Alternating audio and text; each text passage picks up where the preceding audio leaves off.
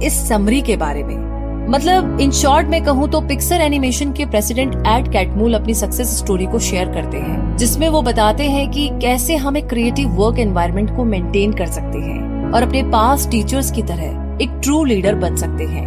और वो ये भी बोलते हैं कि हमें अपनी गलतियों को छुपाना नहीं चाहिए, बल्कि उनसे कुछ सीखना चाहिए, कुछ लर्न करना चाहिए। तो चलिए शुरू करते हैं समरी को ऑथर की जुबानी।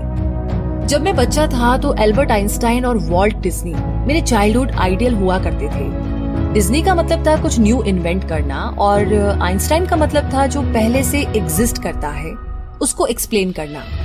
फिजिक्स और आर्ट्स दोनों मुझे इंस्पायर करते थे, अच्छे लगते थे, लेकिन एनिमेशन सबसे ज्यादा अट्रैक्ट करता था क्योंकि ये मुझे न जाने कौन कौन सी दुनिया की सैर कराता था।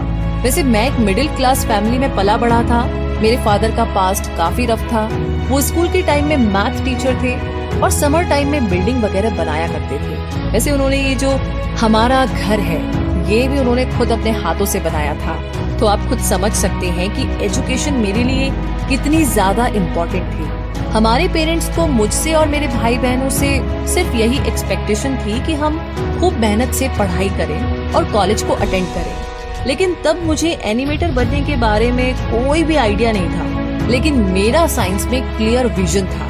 और जब मैं 1969 में यूनिवर्सिटी ऑफ उताह से 2 डिग्रीज लेकर के ग्रेजुएट हुआ, एक फिजिक्स में और एक कंप्यूटर साइंस में, तो मेरे दिल में यही था कि मैं ग्रेजुएट स्कूल के लिए कंप्यूटर लैंग्वेज को डिजाइन करना सीखूं।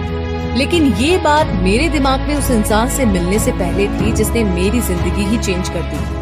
Ivan Sutherland interactive computer graphics के पायनियर्स में से एक थे। तो यहाँ पर एग्जैक्टली कंप्यूटर ग्राफिक्स है क्या? ये मशीन के थ्रू किसी भी नंबर या डेटा से डिजिटल पिक्चर बनाने का तरीका है। मैंने ये प्रोग्राम ज्वाइन कर लिया और एक नया गोल सेट किया। मैंने पेंसिल नहीं बल्कि कंप्यूटर से ऐसी इमेजेस को एनिमेट करने का तरीका डेवलप किया जिन्हें मूवीज में यूज किया जा सकता था। और 1973 में मेरी फर्स्ट शॉर्ट एनिमेटेड मूवी जिसका नाम था हैंड वो रिलीज हुई, जिसने धूम मचा दी। आज से पहले किसी ने ऐसी कोई चीज नहीं देखी थी। ये पहली फुल लेंथ फीचर थी जिसमें कंप्यूटर जनरेटेड एनिमेशन यूज किया गया था। उसी साल के स्प्रिंग टाइम में प्रोफेसर सुदरलैंड ने मुझे डिज्नी एग्जीक्यूटिव्स को एक एक्सचेंज प्रोग्राम आइडिया सेल करने के लिए बुलाया, जिसमें वो अपने एनिमेटर्स को न्यू कंप्यूटर टेक्नोलॉजी सीखने के लिए उताह भेजने वाले थे और यूनिवर्सिटी अपने एक स्टूडेंट को स्टोरी टेलिंग सीखने के लिए डिज्नी एनिमेशन भेजने वाली थी। तो यहाँ पर सरप्राइज की बात तो ये थी कि उन्हें इस एक्सचेंज प्रोग्राम में जरा भी इंटरेस्ट नहीं था, क्योंकि उनके हिसाब से कंप्यूटर और एनिमेशन का कोई मैच ही नहीं था।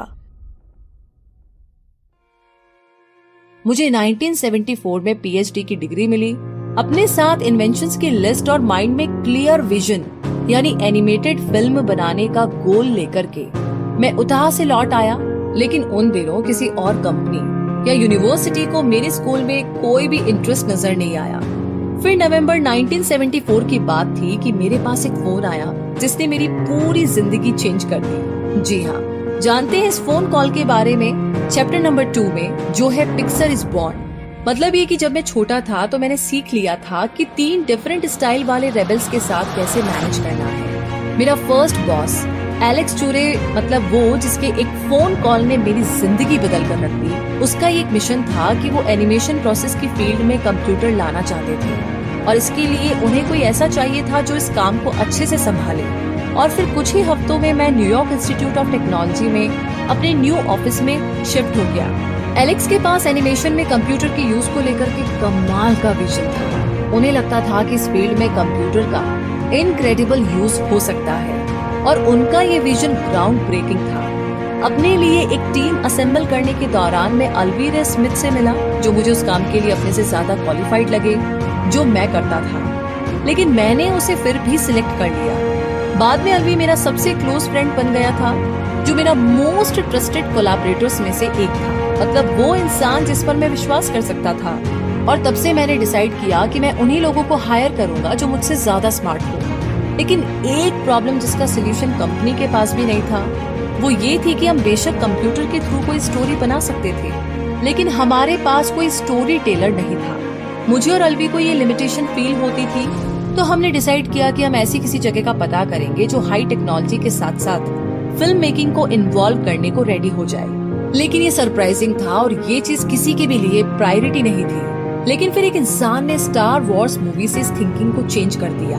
1977 में स्टार वॉर्स रिलीज हुई। मेरा second boss George Lucas director और राइटर था, जिसने उन्हीं दिनों अपनी कंपनी लुकास फिल्म स्टार्ट की थी। तो जॉर्ज ने मुझे बताया कि उसने मुझे मेरी ऑनेस्टी, क्लैरिटी ऑफ विजन और कंप्यूटर में मेरे बिलीफ की वजह से मुझे हायर किया था।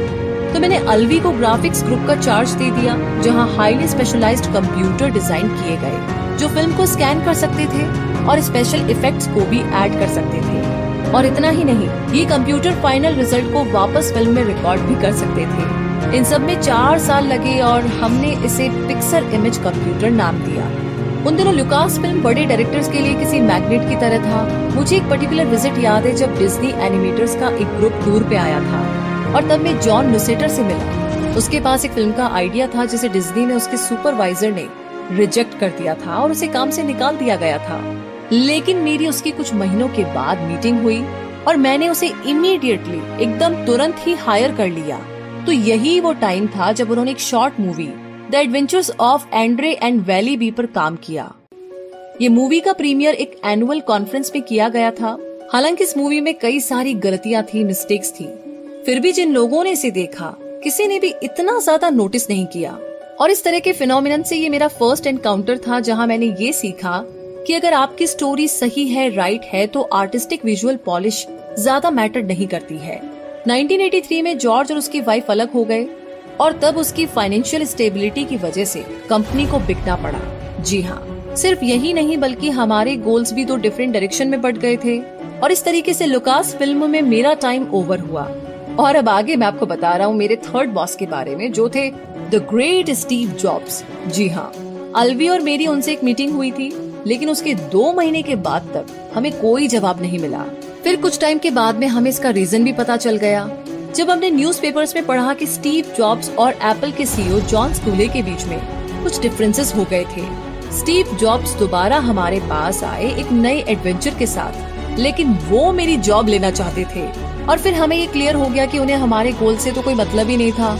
उन्हें कोई एनिमेशन स्टूडियो नहीं बल्कि नेक्स्ट जनरेशन होम कंप्यूटर बनाना था ताकि वो एप्पल से कॉम्पीट कर सके। लेकिन हमारा लक अच्छा था क्योंकि कुछ महीनों के बाद ही हमने ट्रेड शो में एक बूथ लगाया जहां हमने अपना पिक्सर इमेज कंप्यूटर शो किया था। और तभी अचानक स्टीव जॉब्स वहां से गुजरे। तब तक वो ऑलरेडी अपनी पर्सनल कंप्यूटर कंपनी नेक्स्ट को शुरू कर चुके थे और उन्हें अब कुछ आगे साबित नहीं करना था। फिर कुछ महीने के बाद ही स्टीव हमारे साथ एक डील करने को तैयार हो गए थे और फाइनली 1986 में अलवी, मैं और स्टीव के कमरे में साथ बैठे थे और इस तरीके से हमारी कंपनी पिक्सर का जन्म हुआ।